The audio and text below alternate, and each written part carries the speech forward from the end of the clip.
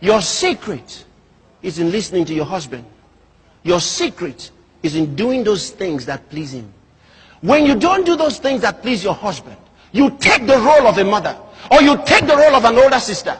What happens automatically is he starts seeing you differently. The reaction he has for those that try to tell him what to do will be the reactions he'll have towards you. Then you start saying, I don't understand. You now become anyhow. You know the meaning of anyhow? First, you would dress as you choose because he doesn't tell you what to do. You will act as you choose because he doesn't tell you what to do. You will do what you like because you are your own boss. And you know what?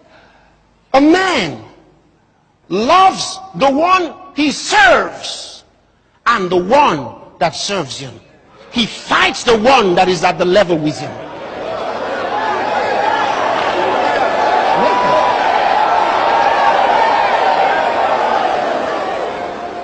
You see it?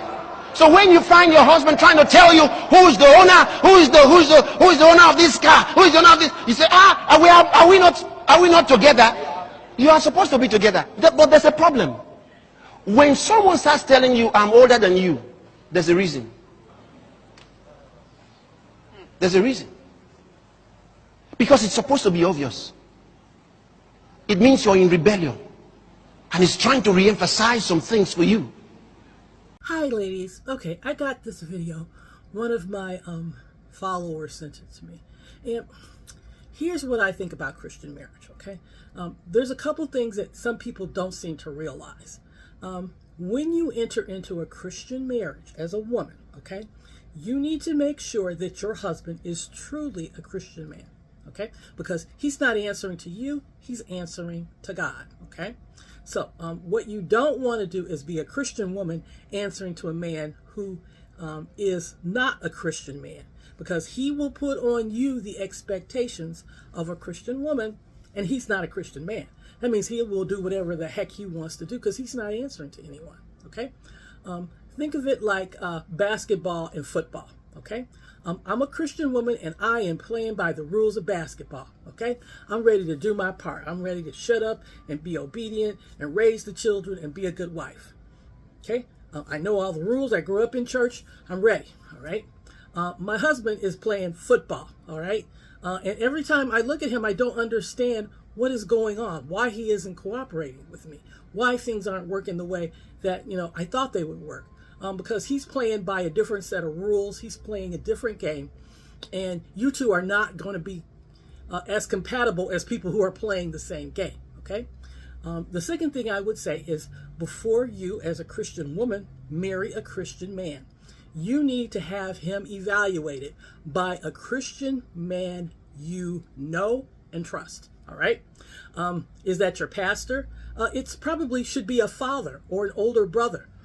Because they have absolutely your best interest at heart, okay? A pastor, that might be his buddy or his brother or somebody, his nephew or somebody. And he does not have as strong an interest in you as your father or your brother, okay? Because men know men. And I know it seems like you can figure it out on your own, but see, a man can look at another man and call him on his bullshit in a heartbeat. Know exactly. That man ain't no Christian. That man is fooling you. He just want to get you in bed and get you married and get you full of kids. See, a man can tell that from just a conversation with another man, all right? Whereas you might have been dating him for months, and I'm in love and I want to get married, and the men in your life will look at him and say, no, this is a bad idea. This is not a good man. This is not a good fit, all right? So you want to be sure that when you enter into marriage as a Christian woman, all right, that you are marrying a Christian man. Because if you do not, you two are not playing the same game. Because he is going to do what football players do at a basketball game. Yeah, that's not going to be in your best interest.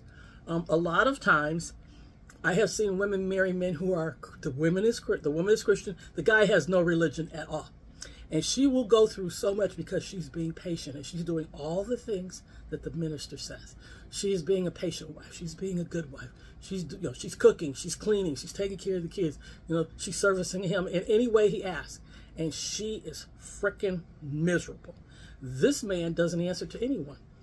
If he is not a loving, kind, good man, you are in for a heck of a trip, okay?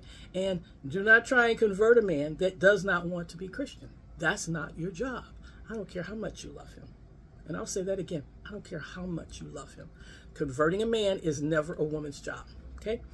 If you meet a man and say, hey, I can't marry you because I'm Christian and you're not, he goes, well, why don't you let me, study with you? H to the E to the L, no. Never, never, okay? You wash your hands with him, you introduce him to a pastor and walk away. And don't come back to him until the pastor or whoever is, teaching him tells you that, oh, this man is now a born again, washed in the blood, praise talking man, and he has changed. And even then, look at him with a jaundiced eye. Because how long has that been going on? 6 months? A man can wait 6 months to fool you. Okay? So, the comment I got was, look at the women in the audience.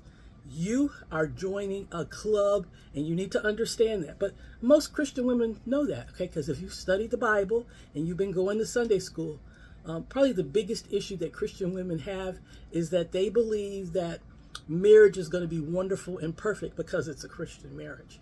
And that's not true. It's like any other marriage. Just the fact that you're both Christians doesn't mean it's going to be easy, okay? What it does mean is that you're going in the same direction and you're reading the same book and you respect the same rules. But even so, you've got a lot of men in the church who are trash, and you as a woman need to be careful of that. Love you, ladies.